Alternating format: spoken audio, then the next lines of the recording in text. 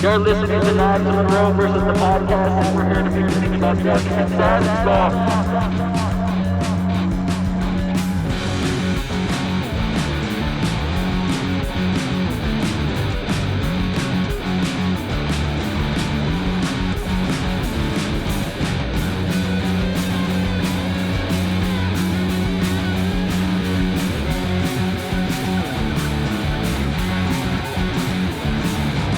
Thank you so much for your goddamn patience. You don't even know. You're a saint. Goodness. Well, you learn a thing or two just sitting around on the ship all day. It's all good. It's all good. Okay. So I want you to tell me about, okay, first of all, is Perspectives your project? Is it finished? No, it's not finished. Okay. Did you write a script? No, I didn't write any script. It's a documentary. Yes. How do you know Documentary series. How do you know when it's finished? When I'm finished editing, all the interviews are complete. I told myself that I was going to do the interviews at the beginning of COVID lockdown to the lift of it. When phase 2 hit, I stopped interviewing and I began editing. And I'm still in the editing phase. I was out for a few days, and so now I'm just trying to pick back up speed. Are you an editor? Do you edit video footage? Now I do. I had to teach myself. There's a lot of YouTube videos and a lot of Googling, but if it ain't on Google, I guess you don't need to know it. That's fact. Where do you start with making a movie? Why documentary series?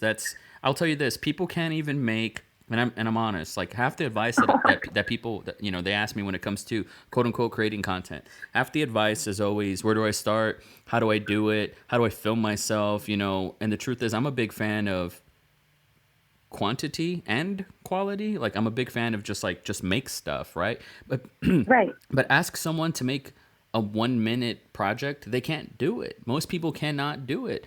I tell people who want to get into making movies, who want to make feature films or Netflix series, hey, before you start, and I'm not saying you can't make it or whatever, but before you start, why don't you try to make like a perfect scene? Start with one scene. Most people, 10 out of 10, and from my experience, can't even do that. They don't do that. So you set out to make a documentary series. I mean, that. Are you kidding me? Like that? I mean, how long is this project gonna be? Do you think? Well, the thing is, the interviews they're less than 10 minutes long with intro and credits. They're less than 10 minutes, but that's important to me. At the beginning of my creating this, I sought out my mentor. This is my life mentor, a good friend of mine.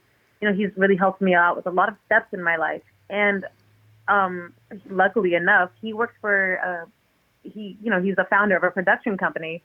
And I reached out to him. I just wanted to talk. I didn't want any help or anything. I'm not the kind of person that asks for help. So when I reached out to him, I said, if you just give me some advice, just something. And he told me, edit tight and keep it short. Mm-hmm. And I said, got it. Because right now, like I said, this is my first video project and film project. And it is so important for me to make sure that I can get people's attention and keep people's attention. Mm-hmm. So I cut tight, edit short, mm-hmm. Edit short, cut tight. And who else are you working with? Are you doing everything by yourself? Everything is by myself. The lighting, the audio, the video, the editing, directing, getting the interview ready. Everything is me, mine, and honestly, it's probably the best thing I've ever done. It's giving me something to do. Give me some meaning, some purpose. What do you do for a job? Well, I'm an art director. I'm a curator. I have done events in New York City where I've created platforms for visual artists, painters, sketchers, photographers. I also run events. I just said that, but I have these events that have a whole bunch of different platforms of art in one space. And I think that just kind of signifies who I am, a bunch of different art forms and just in one place. I'm so jealous, man. Something we didn't get to talk about during our technical difficulties, which It's all good now. It's part of our We're trying to figure it out. part of our history. But you know, when you decide to move to New York, the balls that takes fucking balls. I visited New York for the first time. It must have been, gosh, I can't believe it's been 2 years, and I was only there for a week. I was in Brooklyn, and it was marvelous. I mean, especially for, you know, I came from the the Rio Grande Valley, South Texas. It's a border town. There's nothing but cactus and dirt. And so going to New York City was a mind-blowing experience. Everywhere you look, it's a movie, right? And it occurred to me, like, man, when I was 18, if I knew better, if I even knew it was possible, I should have just packed my bag and just went to New York City, because it's absolutely marvelous and inspiring. And you have to be a tough motherfucker to make it work in New York City. And you're making it work during one of the most trying financial times of our lifetime. You know, it is rough out there. And with social distancing and everything, it's hard right now to make it. But here you are, you've made it for about 5 years, correct?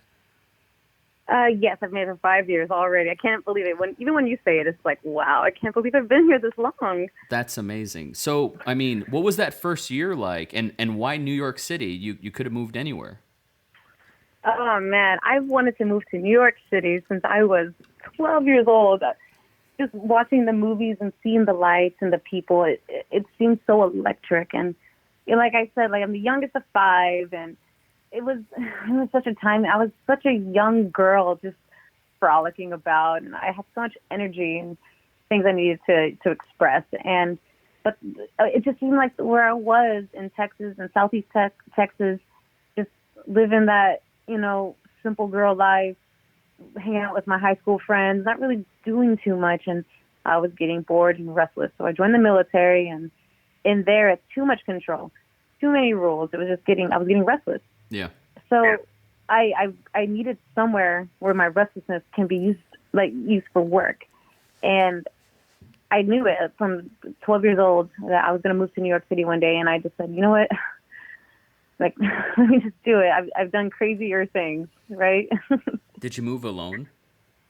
I did. I came here. I drove here. It took 3 days from California to New York City. Could you imagine? I want to see the documentary series of that. Could you imagine? One day, I'll get it done one day.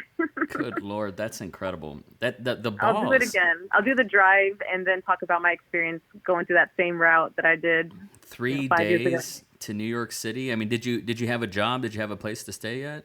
No, nothing. I slept in my car. I slept in my car for some time, and luckily I had saved up a bunch of money. I knew I was going to go to New York, and it's not for the faint of heart nor the faint of pocket. So yep. I knew just to get ready, and I came here. I have, oh my gosh, how I found my apartment is incredible too.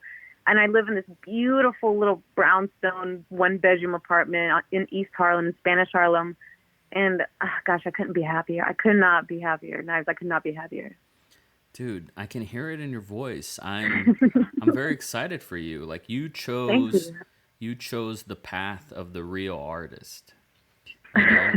and the fact that you went into the military and it's a voluntary job, right? So when you decided to leave it, did you leave any stone unturned with the military, any unfinished business, or was it like 2 ships passing in the sea and like, see ya?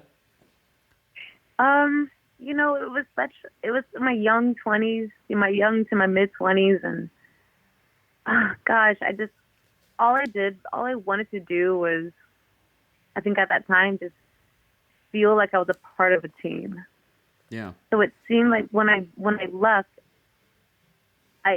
by the time I was leaving, I had become such an individual because I started seeing things. I started realizing, understanding what I didn't understand as a young girl, a young woman.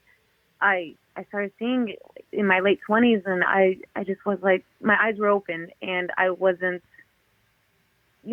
innocent anymore. And I left, and I was like, bye, see ya, and I left.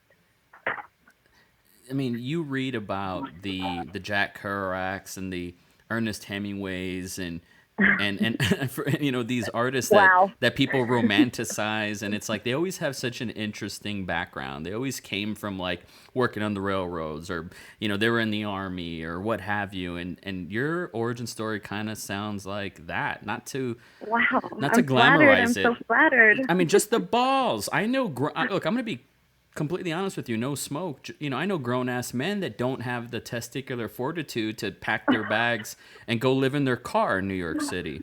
It's not easy. People do not have the guts to do it. And I'll be honest with you too. And I want to be careful here because I don't want to send the wrong message. But and I mean this with tremendous respect because it comes from a personal place.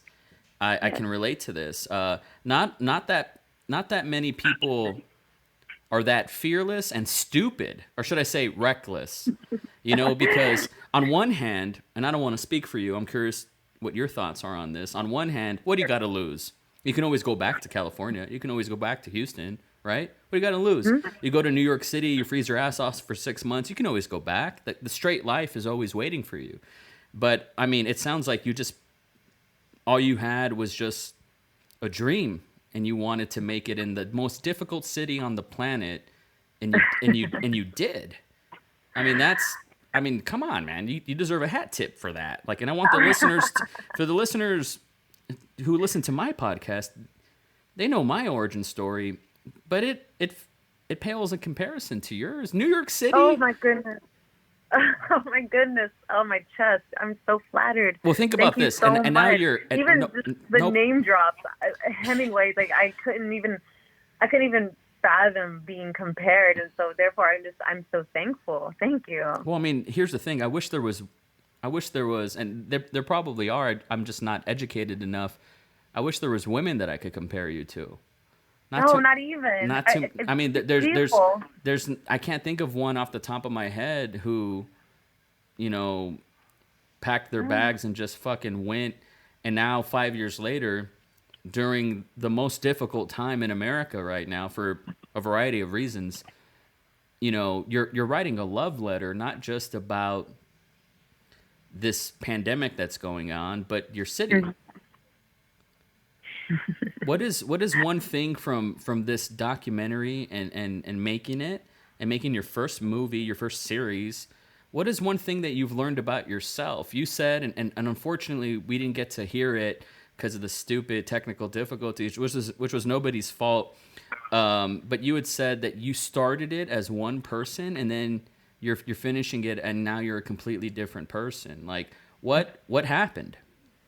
Well, because of the nature of perspectives, and solely because of the nature that I was able to create this thing, I began to listen, and like never before. Not just listen as in hear, but just oh my God! Like I've gotten people who were in tears, and honestly, God, I just can't even.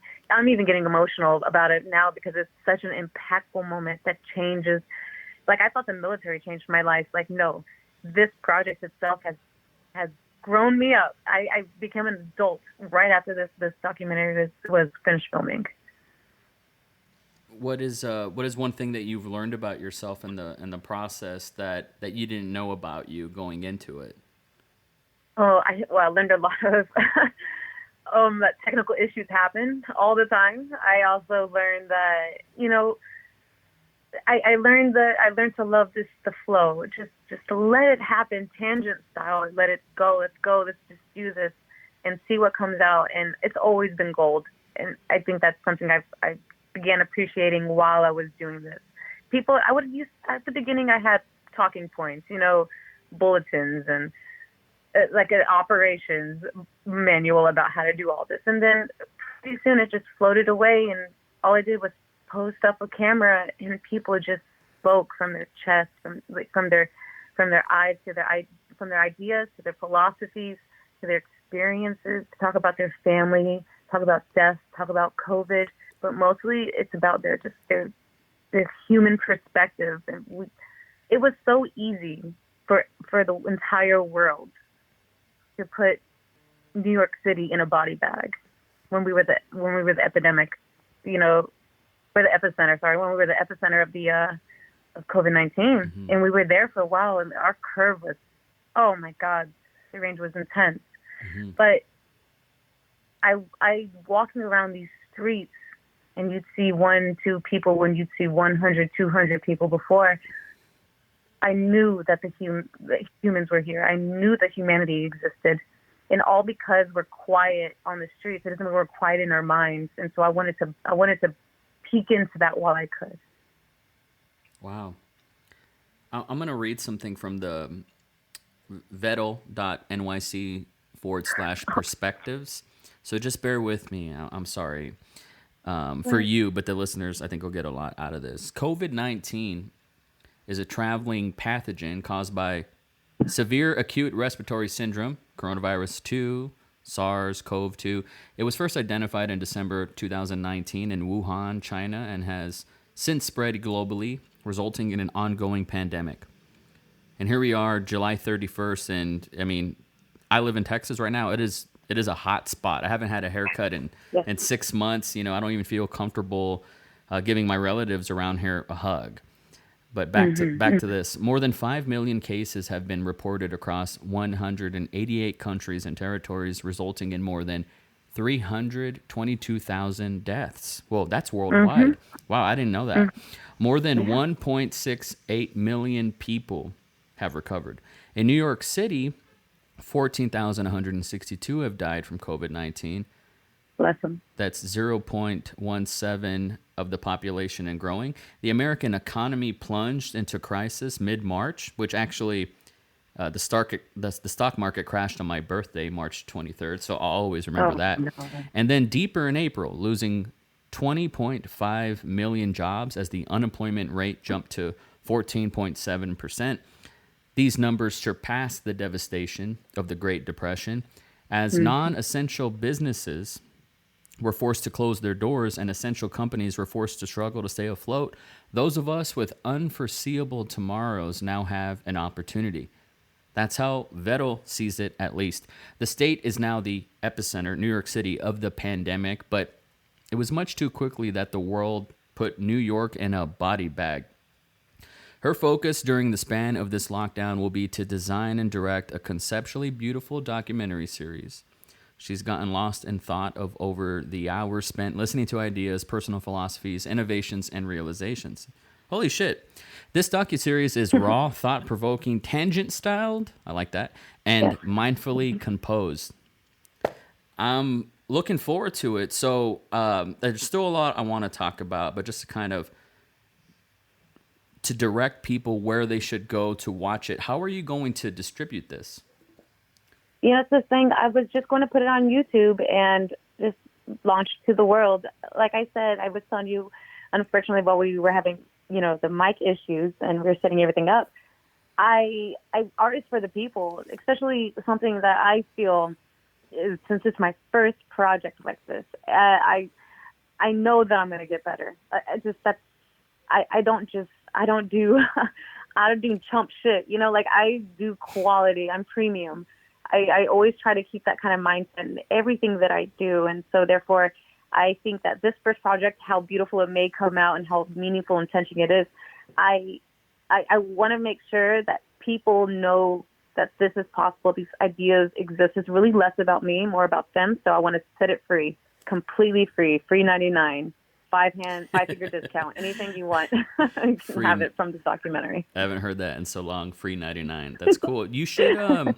I mean, I'm the last person to give anybody advice, but you should put it on your website as well. Like, put it on YouTube, but direct people to the website. And I think that'll be pretty interesting. And who Good knows? Idea. Maybe there's photos and blogs and other things that people can see, and so the website is kind of like this multimedia sort of event, but the movies are also there as well. Did you get bit by the filmmaking bug? Like, do you want to make more movies in the future?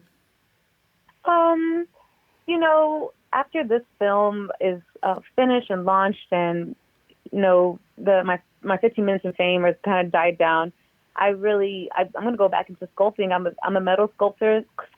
I do copper and brass and steel crowns made from dried flowers and such. And a friend of mine just asked me if I want to do some haute couture with her. And I would absolutely love to be part of that project. So I'm gonna phase in and out of different platforms of artistry. Like a real artist. That's probably Like a that's true one. probably better. That's real. That I think that's better. I think the best artists are the ones who. I mean, you talked about you were in love with music as a young child. Yeah. You know, Yeah. did you write that blurb that I read just now? I wrote it. Yes, I absolutely wrote it. So you're a fine writer as well. Thank you. Here you Thank are you. editing, shooting, directing, composing this docuseries. People don't even know where to start, you know, and you didn't let the education or the knowledge or the experience stop you. You had the No. resolve to tell this story, and I think that's what artists do. You know, you form things out of metal. Like I've never even fucking heard of that. Like that's insane. I wouldn't even know where to start with that. You know, so I If think you're on my that's website right now and I you go into am. my gallery, you can definitely look at all my different art platforms. I'm a painter, I'm a sculptress, I do digital work, and now I do film. I also do a bunch of little things that I'm really getting into. But since, COVID-19, everything just shut down. So I had to be creative. There is film, and that's what happened. Yeah, I'm watching it right now. Your website. It's pretty cool. Thank How you. And I'm building a website simultaneously, so it works out. That's amazing. What where do you see yourself, like, you know, do you see yourself living in New York forever? Like where do you want your career to go? I have no idea. I barely see, a career. I only see just new crafts and new talents and new ways to express myself. And I'm relatable. People and I also have the same ideas. We like design, we like art, we like culture, we like these things. So I think that when I look back on my work, and if I'm satisfied, I know people will be satisfied. And so far, that's been very true in my case. Besides doing this documentary series, people have seen clips of my documentary, and thus hired me to do certain videos, promo videos for their restaurants and catering businesses, or small startups and such. So, it's kind of like I kind of want to keep moving. I want to flow. I want to fall into the tangent lifestyle where I'm just going to figure it out along the way and live at my means. Just be a true artist. I don't struggle. I mean, I'm not a starving artist at all. I move with the tide because I understand that's what you need here in New York City. You can't do the same thing. It's mundane. Wow. I've never heard this perspective before. I really never have. Really. It's incredible. Like you, what I love, you know, just looking at your website, like, and I don't want this to sound sleazy whatsoever, but like you're the product. Do you know what I mean? Like I'm looking I at, kind of understand. like it's, so I'm a filmmaker by trade. That's what I do. And I put in the 20,000 hours in that, for better or worse, you know, and for 15 years I've been, like with this, I'm this guy in town square who has this big sword who's trying to cut this boulder in half. And everybody thinks you're crazy until the boulder gets cut in half, and it took 40,000 swings at this boulder to cut it in half, right? And I feel like I'm still doing that to this day. But it's the work that's the product. And like Knives Monroe the Human, I have a podcast, blah blah blah, but like I try to kind of just be in the shadows. I like pulling the strings. But when I go to vero.nyc, there's the creative director, the visual artist, the curator, the collaborator, the copywriter, now the filmmaker. You know, we didn't even talk about the metal stuff that you do. And it's like, I look at this website and I'm like, she's the product. She's the movie, like that's like amazing. Like, you're just older than me just by a year. And it's interesting because I don't know if you ever get existential, but I see these kids, these artists that are like on TikTok, for example, 17, 18, goodness. 19 years old. And Yeah. what I love about them, and I'm a little envious, but I'm happy for them because I wouldn't have it any other way. It's these kids that have, like, maybe this is just a product of youth, but they they have the self-esteem to just make stuff and not be precious about it. And as a filmmaker, we're almost too precious about like the shot, the composition, the blah, blah, blah. And I just never, when I was growing up, I never even knew it was an option to take the path that you took, you know, like this kind of go with the flow, sort of like the art is for the people and all that. I like all this. Like, I think it's really cool. I've never really seen a creator truly live, eat, sleep, and breathe that kind of lifestyle. How did you form this? Like, was it kind of, you know, is it just the culmination of a lot of great and lucky decisions? What kind of magic are you tapping into? You want to know where the fountain of youth is? Well, teach me. Yeah. Could you? when we get off the air, I'll definitely give you my pointers. Fair enough. But to be honest, you had humble beginnings. I heard you say it, and I'm sure your listeners know very well that you came from very humble beginnings, and so did I. We didn't grow up, you know, with a white picket fence. I slept on one mattress in a 2-bedroom apartment with me and my siblings, all of us, 5 people on a king-size mattress that maybe my parents picked up fresh off someone's lawn that were going to throw it away. So I didn't grow up, you know, having these opportunities. And growing up in Southeast Texas, you know, and I love Texas, you know, shout out Texas. And I love it, but gosh, I didn't feel that energy, the sense to work.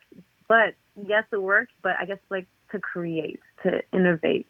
Everything there is so simple, and I think that kind of simple lifestyle and who I am as a person, as a young child, young daughter and sister living in Southeast Texas with all these, I lived under a conservative roof. So I had expectations, and, you know, I tried to play the game. I got married young and divorced not that far later. But I think what it was is just, God, I knew there was something else, and I can't even like tap into it really. I wanted something else always. I needed that change, and nothing in Texas changed. And that was the beginning. I needed change. I went to the military. It was nothing but change. And I said, you know what? I'm tired of this kind of change. Let me do a different change. Move to New York, where everything's changing myself. Every artistry that I have. All right, what's next? I'm just never moving. I'm always moving. I never stop. I can't quit. I keep going. And I think that's been my saving grace. I've kept going. All my downfalls. I've been broke. I've been sleeping in my car for 3 weeks. I've been, oh my God, the deepest low. I can't even explain. Just even coming from the military, transitioning mentally and, you know, career-wise also, and trying to, like, in the military, I wasn't happy. I was on autopilot. And when I came here, and I still needed that drive, that change, and I said, you know what? Let me just keep trying anything. And honestly, I met this one incredible person here. I met him in Miami, Florida, on New Year's Eve. The first year I moved to New York City, a friend of mine from Houston said, meet me in Miami. And I was sad. I was depressed. I was a lonosaurus. And so I was like, you know what? I'm going to go to Miami and see my best friend. So went to Miami. On the flight back, I was dancing to some music in the airport with my headphones. Someone tapped me on the shoulder. And this incredible friend of mine. And to this day, he honestly saved my life. He's an artist. He's an art director and curator here in New York City. He's bicoastal. He's from between here and LA. And he took me to an open mic night, and I never have done this before in my life. I'd never expressed myself. In the military, they tell you to shut up. You know, conservative household, they tell you to shut up. Being a woman living in conservative world and, you know, below the Bible Belt, they tell you to shut up. In my entire life, I've been shut up. And this is the first time someone said, "Oh, whatever you want." He threw me up on the stage, signed my name up for open mic night, threw me up there. And God, he saved my life that night. Like, he recorded me. He sent it to me once in a while. And he's like, do you know who you are? This is who you are. This is what you're made to do. And that I had that constant reminder. So I just keep going and just keep going. Don't stop. And if something tells you to stop, then just stop that. Do something else. You know, if you do it, if you don't want to do it anymore, then just don't do it. Yeah. What I love about, first of all, I'm going to chop that up, and that needs to be its own thing. Like that needs to be its own Thank you. podcast. He's wonderful. And I'm My going to friend do is that wonderful. because that's amazing. And I feel like one of my passions in life is trying to find like the gems when you meet with people, and if you pay attention, that they pass along the way, or that they drop along the way. And I have like notebooks upon notebooks of just like everything that I've collected from masters and people that I look up to. And what you just said was incredible. And I really want to highlight that. And what's interesting to me is, you know, you live in a very liberal city, like one of the most liberal cities on the planet. And so there's always this talk of privilege. And so what I love, and it's something that we need to keep talking about, even when things are difficult, is if you don't like what you're doing, try something else. And some people could be very jaded or cynical and say, well, that's a privilege. You know, if you can try something else, well, wouldn't that be nice?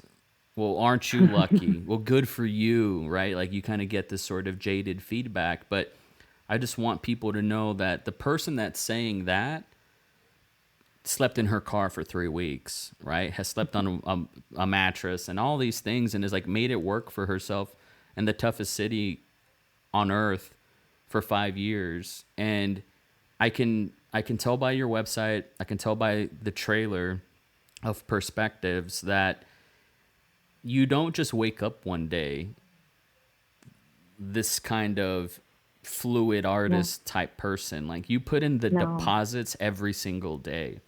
And I can hear that in your voice, and I can see that, and I can tell if you don't like something, you're going to move on to something else. Like that is the formula for success. And by success, I mean a happy, fulfilled life. When you look back when you're 90 years old on the rocking chair and you say, yeah, man, I did that. I made a movie about COVID-19 in New York City, the epicenter of the planet. And I made a movie about that, and it's going to live forever. It's going to outlive us all.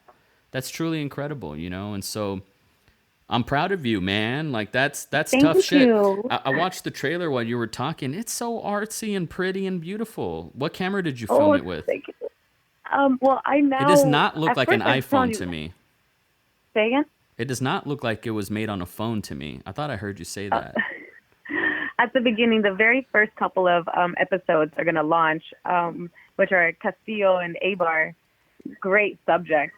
They're both so different and dynamic too. But those two were filmed on multiple iPhones. So I had 2 iPhones, and I also have this vintage camera set up. It was amazing. That was the first couple of episodes. But after that, I splurged. I was like, you know what? COVID-19 is happening. The economy shut down. I'm the little guy here. I'm not paying rent. So let me just use my rent to buy an amazing camera. So I got a Sony AR7 II. It was the best choice, honestly, and for me and what I was doing. So I took that and I started, you know, making these films and using that, and I got amazing feedback, and I was able to use that for work. So I pretty much got my money back for what I spent on it anyways, and I eventually paid my rent. That is fucking awesome. And I love that camera too. It takes great stills and really good, beautiful video as well. So that's amazing. This looks so artsy. How do you make a documentary by yourself? Like, are you like an army of one, or do you have some people helping you? I'm absolutely an army of one. I was just me, myself, and I. I'd rather keep it that way, to be honest. Why is that?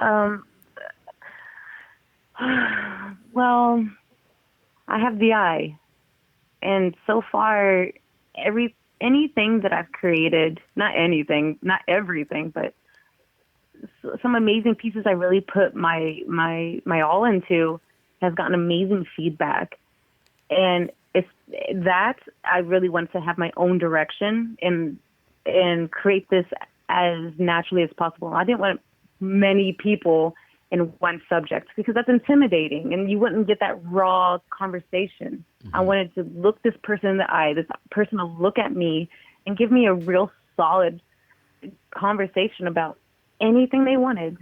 It would have messed up the entire process. You know, I saw it when I watched the trailer, and you sang it. You have the eye. You do have the eye. Were you born with that? An astigmatism, yeah, but my other eye is really good. So I think that's what it is. God damn it! You know what I'm talking about. I'm talking about when Orson Welles. I do have the eye. When Orson Welles even says, when I'm a sharpshooter. I was gunner in the military. Oh. I have the eye. You have the eye. See, that's what I'm talking about. Orson Welles says that movies is like it's poetry is the what does he say? That cinema is the eye of the poet or some pretentious shit like that I believe in. But you have it, man. Not a lot of people have it. Like I don't have it. Like I'm just a guy that clicks upload at the end of the day, whether if it's fucking good or not. And you're creating a platform, and I think that's of the utmost importance. You're doing something bigger than yourself right now. It's not about you. Like you said, you want to be, creeping in the shadows, Tales from the Crypt, and you just popping up once in a while when you can't screen. But after that, you're creating a platform for people where they can come and talk about like what I'm doing and talk about this amazing project that I literally, at the end of finishing every episode, I cried because it's like my child. I just gave birth That's the best to a feeling. film, to a documentary. How many episodes do we have to look forward to? 7. There are 7 episodes. How long are they? No, less than 10 minutes. Wow, that you put it all together. That's a feature film, Vero. Is it? It's a feature film, yeah, man. I mean, you're schooling me. You know it more than me. No. I plagiarize. I would, if I were you, put it together as one presentation and submit it to stuff and show it around. And if you change one person's life just from that presentation, I would say it's worth it.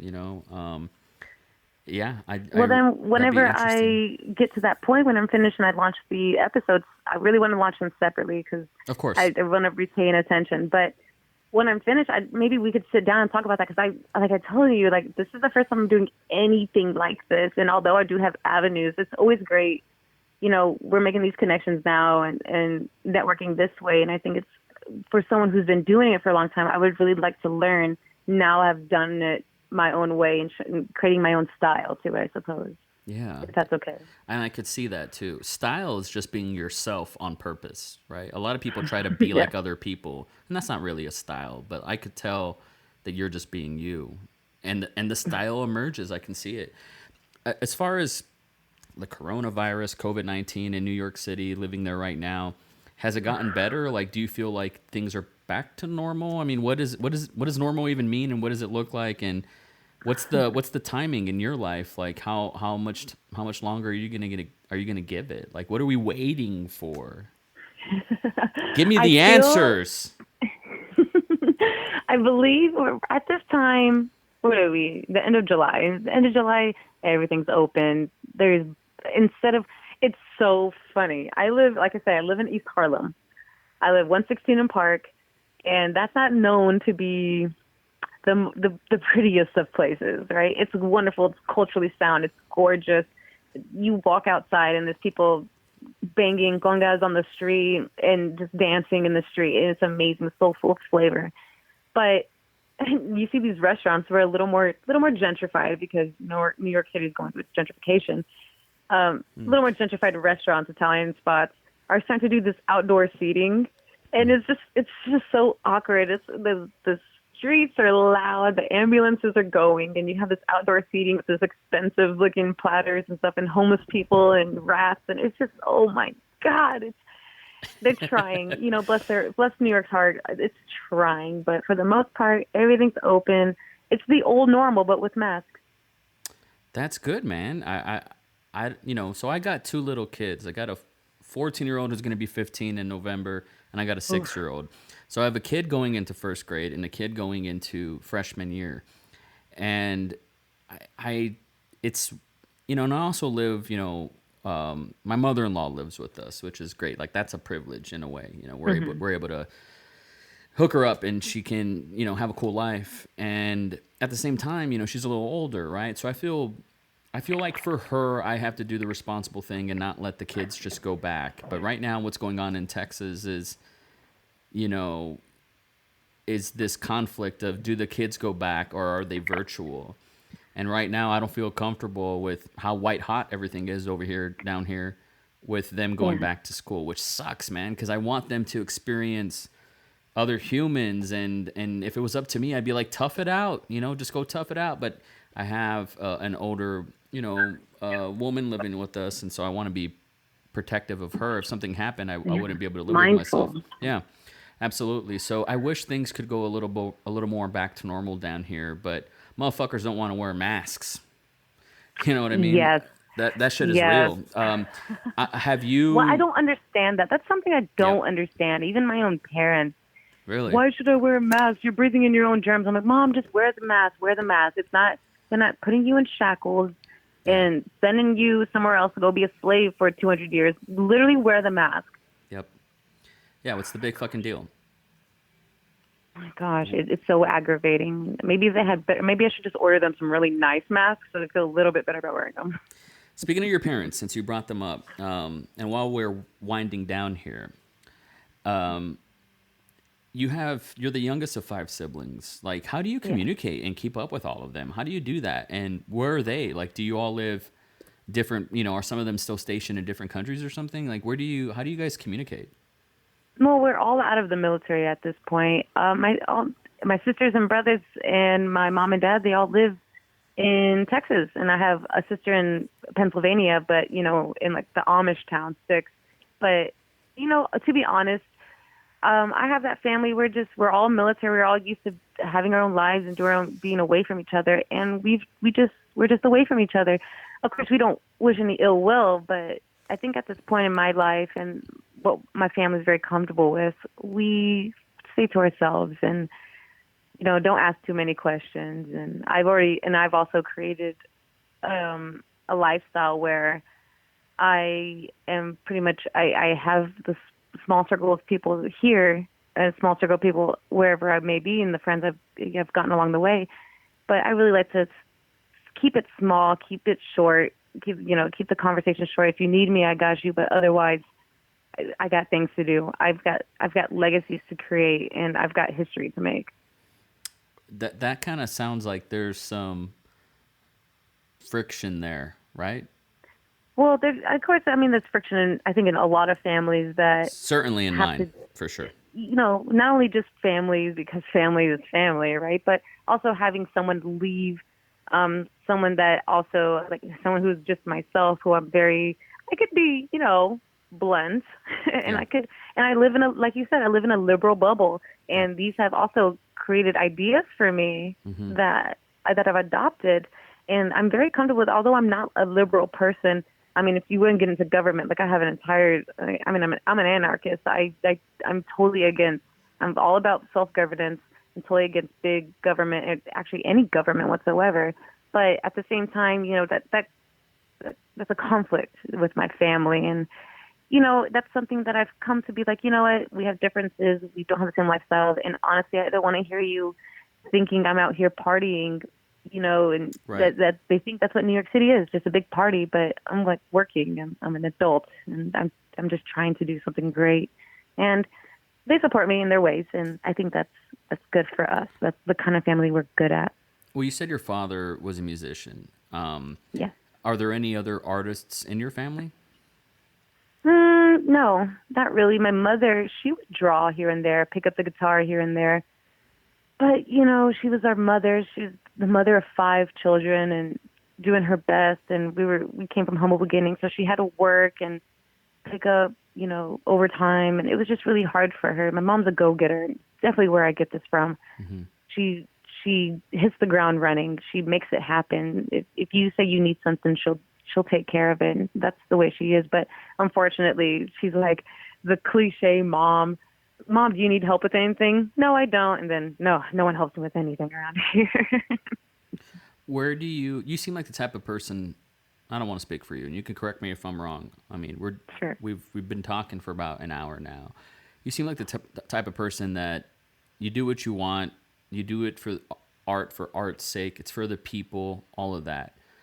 Where do you, and I want to be, I want to put a caveat on how I ask this question because I don't want to frame it like, I'll put it to you this way. Like, I'm a needy person. Like, I've learned that about myself as I've grown up. Like, I didn't get Yeah. attention or love or acceptance or anything growing up. Like, I essentially raised myself. I cooked my own food. I walked to school. Yeah, I hung out with my mom sometimes, but it was essentially that kind of thing. And so it bred this environment. Of course, I was going to be an artist because I had to speak loud. I had something to prove. I had that chip on my shoulder and all that. And so I was a wanderer and I was seeking, like, I don't know, I validation. Like my first movie, it was kind of like a fuck you guys, I told you so. You see, y'all doubted me. It was that kind of machismo masculinity shit. And I'm curious, so I don't want to project that onto you. Everybody brings a different perspective, no pun intended, to why they make stuff. But do you seek validation? How do you scratch that itch? And if you do or you don't, I'm curious about that. And if you do, what does validation look like for you today? I wonder if I don't think I seek any validation from anybody. I knew you were going to say that. I knew you were too cool. You weren't as needy as me. I'm not. I'm definitely not needy whatsoever. I'm so comfortable. I'm so in love with myself. I'm so comfortable in my body, my skin. I'm liberated. I'm a liberated person. I don't even call myself a woman, although I am a woman. I'm a person. Like, I'm a human being. And oh God, it's because I've been down in the dumps. Like, I'm telling you, I have been low. I was depressed. I have PTSD, disability. I multiple medications. Just slumped on the couch or screaming, crying in panic attacks, anxiety attacks. Just, gosh, like I was so embarrassingly low.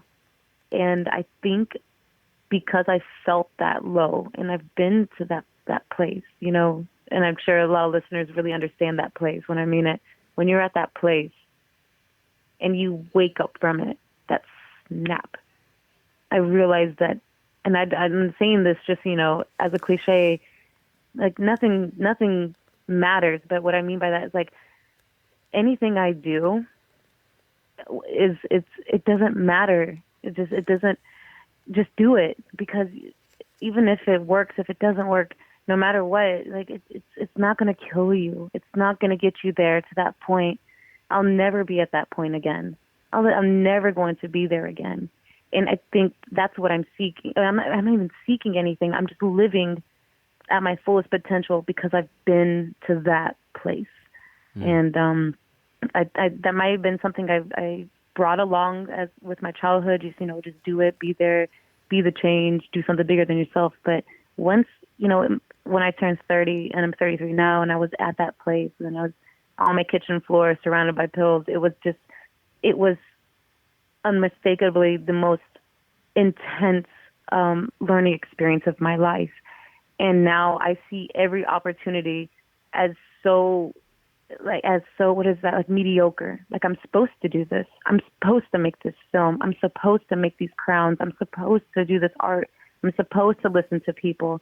And if I'm not doing it, then what else am I going to do? Everything I do is going to be mediocre compared to ending it all, So I'm just going to live to my best potential. I feel well said. First of all, a lot of, especially military folk, you don't have to go. Anybody that's gone through PTSD, whether if that was, some sort of vehicular accident, or, someone who was sexually assaulted, wherever it comes from, being attacked by a shark, surfing, wherever anybody gets their car accidents, airplane crashes, anything. You name it. These things can create traumatic, of course, situations. Not a lot of people get to make it out, like you said. Not a lot of people get to. You called it that snap. Yeah. We all probably know someone who hasn't had that snap moment yet, and if they're listening, there's probably nothing that can be said that hasn't already been said, that they haven't already heard. But just from your experience, like, what if for some reason a life event happens and you're on your kitchen floor again, surrounded by pills. How do you snap out of it? I don't even know what it was. They were on my tongue. They were ready to go. It was ready. It was happening. It was happening. I was there. I got there. What do you mean? What do you mean? What are you talking about? I was about to just end it all. I was ready. I was ready to go. The pills were on my tongue. Like I had a concoction, a cocktail of all the pills the VA gave me, and I just remember just crouching down on the floor on my tile kitchen floor, and I have this tiny apartment in New York City. You know, you can only imagine. But I'm on the tile floor of my kitchen, crouched down, and I'm just in my mind. I'm just like, so you really want to? This is it. You're gonna do this. You're gonna do this. This is who you are. This is what you're gonna do.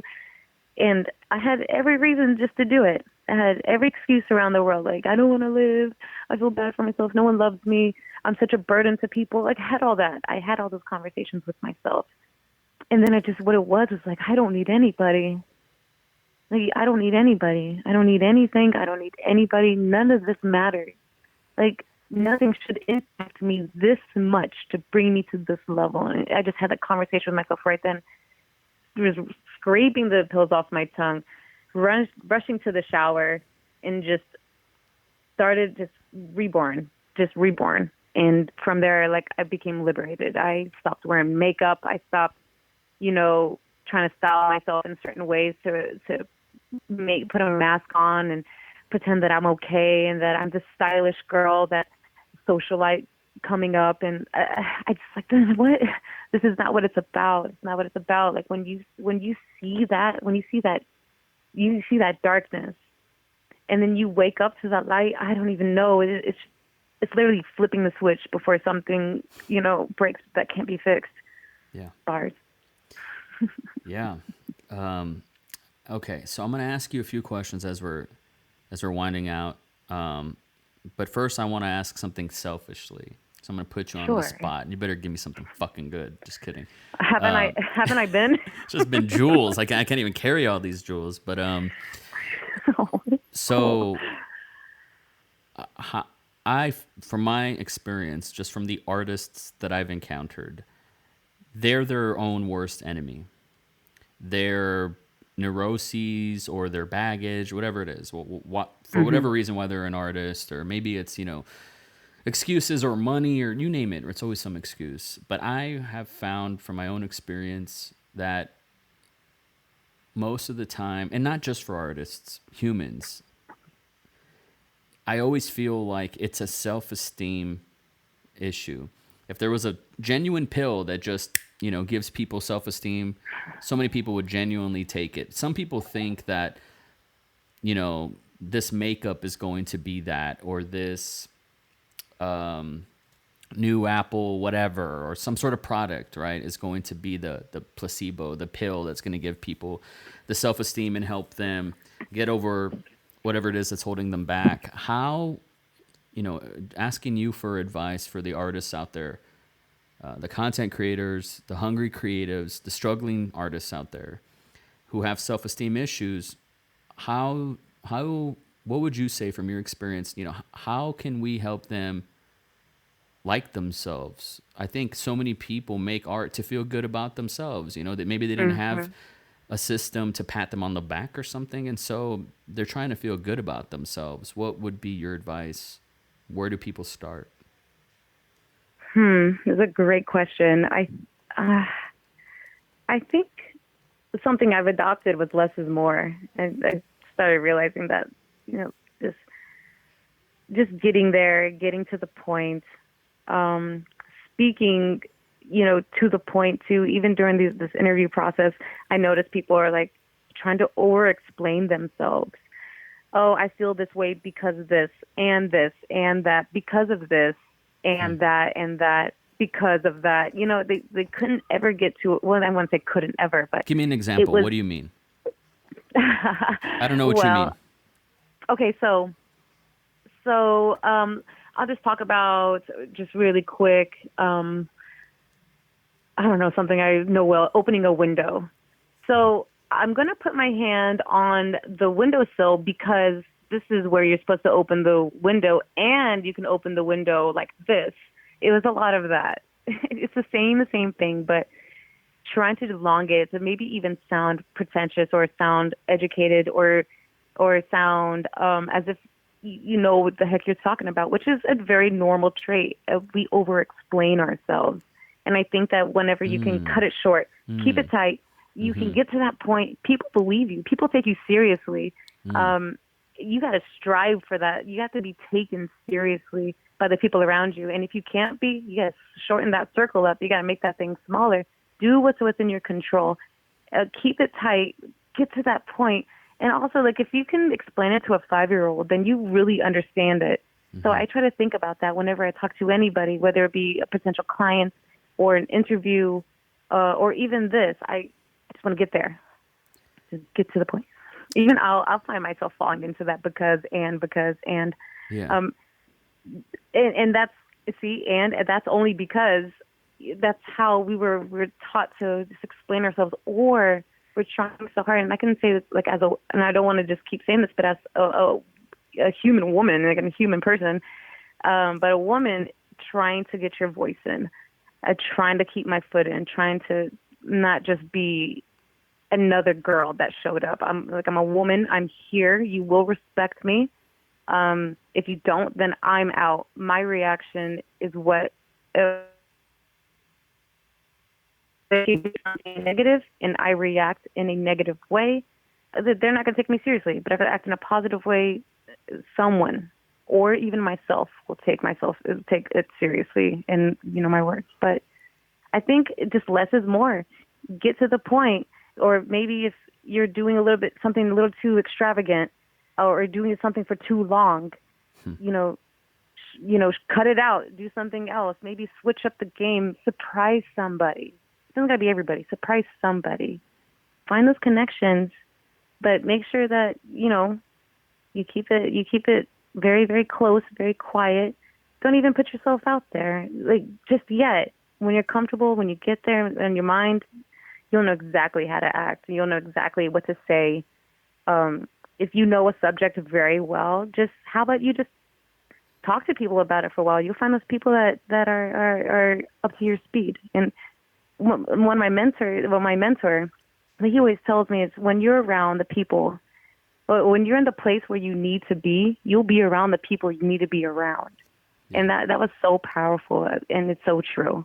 I'm so glad I listened to him. And make sure you're not just, and this is another thing my mentor says, make sure you're not just talking to people. Like the analogy goes, people are a bucket. Yeah. Bucket with holes or a bucket that has no holes. Make sure you're not filling your water into a bucket with holes. There it is. That's huge. That's really huge. Man, I'm walking away definitely a different person than I was when we first started. Oh, that's so great to hear. I mean it. I'm going to ask you a few corny questions, and then I want you to tell the audience where they can find you on the internet, how they can support the cause, and how they can stay tuned to perspectives, and how they can be up to date every time you drop an episode. But let's ask just a few corny questions before we're on our way out. And just thank you so much for giving me a few hours of your time, man. And it just means a lot. Let me ask you, what is your favorite word? Let me say it. Honestly, the word frisky. It's just a fun word to say. And I got this from a movie. It was that movie. I don't even know. Who's that guy? Probably like in the 80s and 90s. He was in a bunch of like silly films. He had that white, just platinum white hair. And he was in that movie Airplane. Oh yeah. He's the father of the guy from The Big Lebowski. Now I'm forgetting his name. I think this is him, but he was in a movie, and he was like high on LSD. Someone slipped him LSD, and he's like to see that old dad that's like uncool, and he's like just super sloppy. And his wife is getting super annoyed, and he's like, I like the word frisky. It's just fun to say, it's frisky. And then since then it just stuck. So every time I think about it, I'm like, yeah, that's a fun word. That's beautiful. What's your least favorite word? Ignorant. I hate the word ignorant. It is dehumanizing.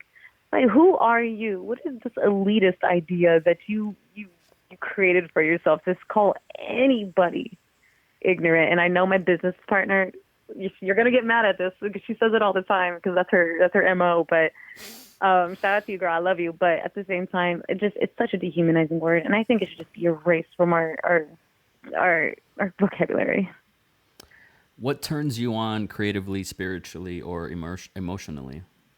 A clean apartment. I can't do anything unless my apartment's clean. What turns you off? Well, I guess a messy apartment, but also BO. What's your favorite curse word? I never really had a favorite, but I think it would be, if I had one, it's not even a curse word. I just call it, well, it'd be like fucking, but I say, you fucking mook.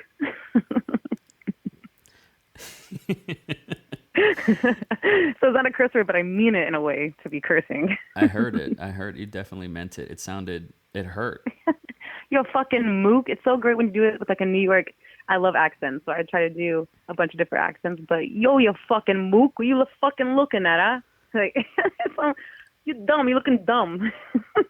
What sound or noise do you love? Oh, I squeal.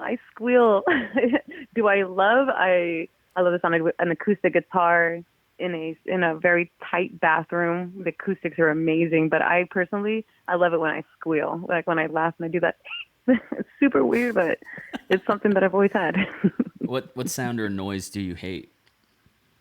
Sirens, and I'm in the city full of them. What profession other than your own would you like to attempt? I would love to be an astrophysicist. I went to school for that actually for a while, and then I switched to Earth and Environmental because it was the hot thing on topic. What profession would you like to not do? Oh gosh, I would never be a psychologist. Same. This is super corny, but just humor me because I know you're an anarchist. But Yes. if heaven exists, what would you like to hear God say when you arrive at the pearly gates? I would like, if we're going to get like real for a second, if you don't mind. Please. I would really like to know why. Childhood leukemia, famine, genocide. Come on. You can't be the fault of man all the time. You did something. Why would you do that? Why? Explain to me. So can we do a role play? If you don't, then I'm out to hell. Just send me down. Like, I'm not being here. I'm not going to play these games. Can we do a role play? Sure. Okay, so I'm God. And go Hey, ahead God. and come at me with some salt. Go ahead. Are you serious, bro? Like, I was childhood leukemia, human trafficking, and things like what people really go through. Cancers.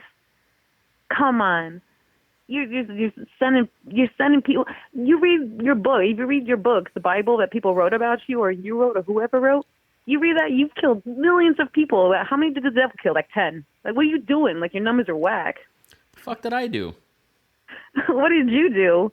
You know what you did. You see everything. I sent my son down there, and what did you guys do? You fucking killed him. Fuck y'all. I didn't do that shit. I didn't do that. My next question would be... That wasn't me. My next question to God would honestly be, like, dinosaurs, what was up with that? When did that happen? What was going on with that? I just think Triceratops are dope. But why'd you kill him off? Like, we've been chilling on some That dinosaurs. wasn't me. That wasn't me. I snapped my fingers in an asteroid. I didn't do that. You didn't do that, then who did it? I'm supposed the other God? I'm supposed to block all the shots. I'm Yeah. not. That's not. You no. made the shots, to be honest. I had to snap my fingers. Vero, I'm so I'm so happy that we did this, and I gotta say, man, people fucking missed out on the stream and it didn't work. And I want to do this again when all the episodes are out and we can talk about the entire thing. I want to talk about it, and we got to do this again, and we're gonna do it on a live stream, and it's gonna be perfect. I promise you. It's a shame people missed out. They would have had so much fun. Oh yeah, this was a good one. This is fun. I think we had some good conversations back and forth.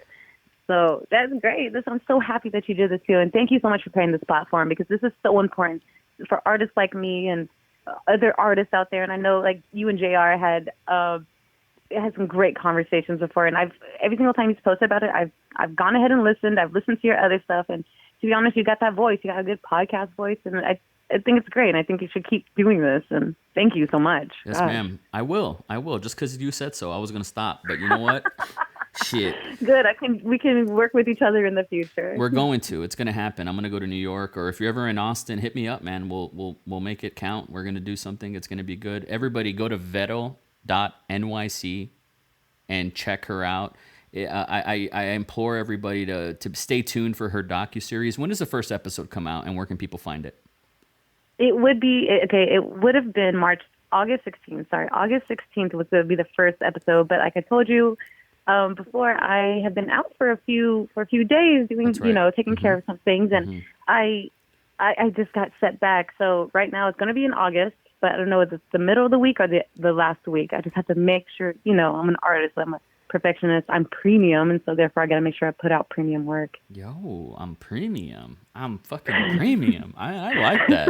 I'm gonna start telling people that, man. Words are powerful. If you tell people you ain't shit, then you're gonna feel like shit, right? But if you tell people you premium, people are gonna start treating you like you're fucking quality for sure. So quality, that's it. Veto, I learned so much. Thank you. This is gonna be up in like 20 minutes. And so feel free to share it and all that. Everybody, please, veto.nyc/perspectives. Be on the lookout. It's coming in a few weeks. in August. So please check it out. Subscribe to her YouTube. Follow her on all the things. Information's in the show notes. Thank you guys so much. Keep a force field around your heart.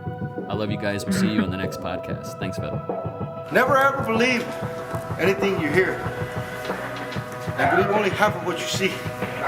And always, always, always, always, forever and ever and ever, put a force field around your heart.